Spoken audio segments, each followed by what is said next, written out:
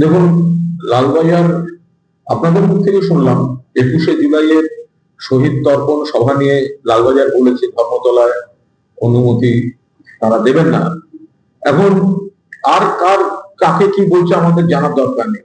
আন্দোলনটা মমতা বন্দ্যোপাধ্যায়ের আন্দোলনের স্রোতে, ফলে এটা সম্পূর্ণভাবে একটা রাজনৈতিক দমন পীড়নমূলক, বিরোধীদের কণ্ঠরোধ এবং শহীদ পরিবারদের শহীদ স্মৃতিকে অপমান করা। তার কারণ 1993 সালের 21শে July no I card no vote, সচিত্র পরিচয়পত্র আপনাদের আমাদের কারোর ছিল না। মমতা বন্দ্যোপাধ্যায়ের দাবিতে প্রথম এই সচিত্র পরিচয়পত্র হয়। এখন এই সচিত্র পরিচয়পত্র, তার দাবিতে যে মিছিল, তার দাবিতে যে কর্মসূচি, সেখানে সিপিএম এর হারমাত্রা এবং পুলিশ গুলি চালিয়ে 14 জনকে মারেন, নিহত 14, মমতা বন্দ্যোপাধ্যায়কে খুনের চেষ্টা, শতাধিক আহত। তারপর থেকে প্রত্যেক বছর এই দিনটায় শহীদ তর্পণ করেন মমতা বন্দ্যোপাধ্যায়। প্রথমে ঘটনার সময় তিনি যুব কংগ্রেসের সভানেত্রী ছিলেন, পরবর্তীকালে তৃণমূল কংগ্রেস। তো সেটা হয়ে আসছে এবং ওই জায়গাটিতেই, ধর্মতলার যে জায়গাটি সেখানে সভা হয়, ওই জায়গাটিতেই যেহেতু গণহত্যার যে 2-3টে জায়গা ছিল, তার মধ্যে অতি একটি জায়গা এবং ওখানে মৃতদেহ পড়েছিল শহীদদের, তাই ওখানেই শহীদ তর্পণ হয়। আপনারা যোগাসনের জন্য রেড রোডের মতো ব্যবস্থা, ব্যস্ত রাস্তা 7 দিন বন্ধ রাখতে পারেন, আর কলকাতার বুকের সাম্প্রতিক ইতিহাসের সব থেকে জঘন্যতম গণহত্যার শহীদ তর্পণের জন্য একটা রাস্তার আধবেলা একটা দিন সেটা আপনারা দিতে পারেন না। এবং যারা আজকে সরকার, একটা সময় তারাও বিরোধী ছিলেন,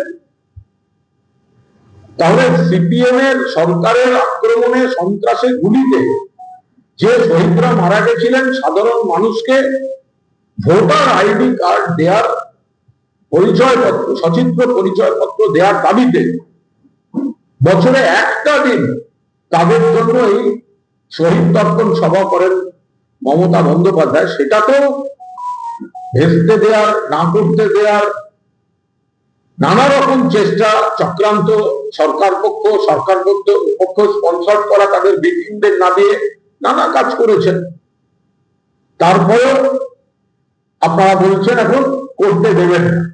অর্থাৎ সিপিএম এর সন্ত্রাসের বিরুদ্ধে যে শহীদরা ছিলেন, তাদের স্মৃতি তর্পণের যে বার্ষিক সভা, সেটাও আপনারা করতে বাধা দিচ্ছেন।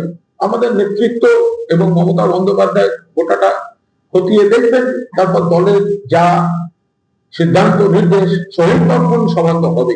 এটা বিষয়টা আমাদের শীর্ষ নেতৃত্ব খতিয়ে দেখছেন। শহীদ তর্পণ তো 21শে জুলাই হবে। এখন কি, কোথায় হবে, কি হবে, আমরা ল অ্যাবাইডিং সিটিজেন, আমরা যখন বুঝতেই পারছি যে এই সরকার জোর করে, দমন পীড়ন, একতরফা শহীদ তর্পণও করতে দেবো, এটা কার সুবিধা? সিপিএম এর সুবিধা। সিপিএম জমানার যে ভয়ঙ্কর সন্ত্রাস, যেটা এই 21শে জুলাইয়ের মধ্যে দিয়ে মানুষ বারবার মনে করেন, সেইটাকে বাধা দিতে আসছে। কারণ ওরা এখন সেই জায়গায়, আমরা তো নিশ্চিতভাবে শহীদদের স্মৃতি তর্পণ করবো, কিন্তু সেটা মাননীয় আমাদের দলনেত্রী, শীর্ষ নেতৃত্ব যা সিদ্ধান্ত নেবেন তখন আমরা জানাবো।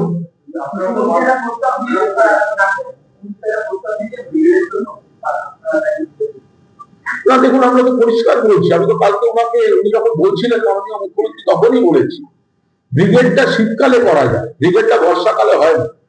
তার কারণ হচ্ছে এই জুলাই মাসে, আপনি আমায় প্রশ্ন করলেন, আপনি একটুখানি বিধানসভার মাঠটা দিয়ে একটু হেঁটে আসুন, তো জান না, হেঁটে আসুন, তারপর তো ব্রিগেডের কথা। ব্রিগেডে বা এই ধরনের জায়গায় এই বর্ষাকালে, ভরা বর্ষা, প্রবল যে জল জমা এবং কাদা, তো ফলে মানুষ বসা দূরের কথা, দাঁড়াতে পারবেন না, হাঁটতে পারবেন না। ফলে ওই জায়গাগুলো ব্রিগেড বরাবর ক্ষমতা আমাদের আছে, ব্রিগেডের বিপুল মানুষ আসতে পারে, কিন্তু সেটা শীতকালে সম্ভব। 2011 সালে আমরা উৎসাহে করেছিলাম, কিন্তু আমাদের কর্মীদেরই অসুবিধা হয়েছিল, ফলে ওইটা বারবার করা সম্ভব না।